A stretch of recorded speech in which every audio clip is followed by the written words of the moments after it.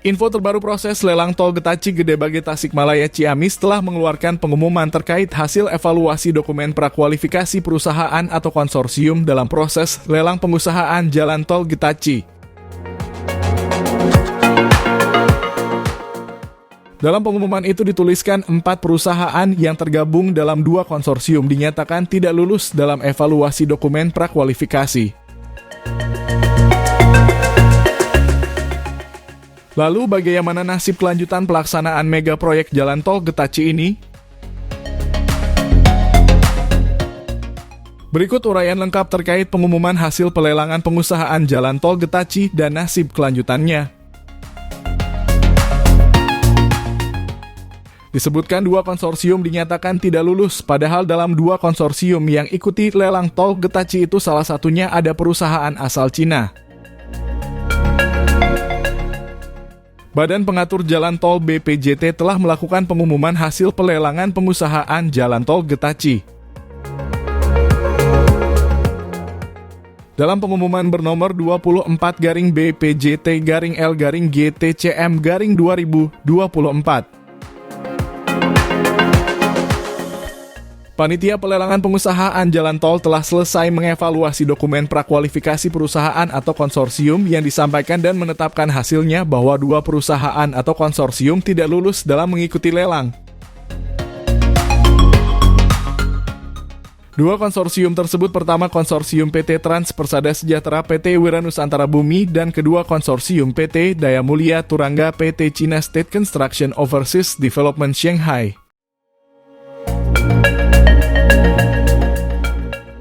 Ketua Panitia Pelelangan Pengusahaan Jalan Tol Gede Bage Tasikmalaya Ciamis Tol Getaci, Sony Sulaksono Wibowo, mengatakan semua perusahaan yang dinyatakan tidak lulus itu bisa mengajukan sanggahan secara tertulis.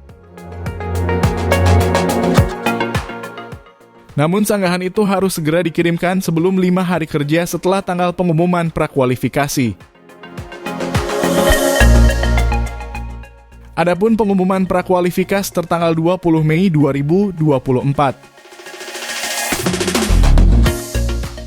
Sesuai dengan ketentuan dalam dokumen prakualifikasi pasal 2 Q1, peserta prakualifikasi yang keberatan atas penetapan hasil prakualifikasi dapat mengajukan sanggahan secara tertulis selambat-lambatnya 5 hari kerja setelah tanggal pengumuman prakualifikasi. Tulisnya di surat pengumuman hasil lelang.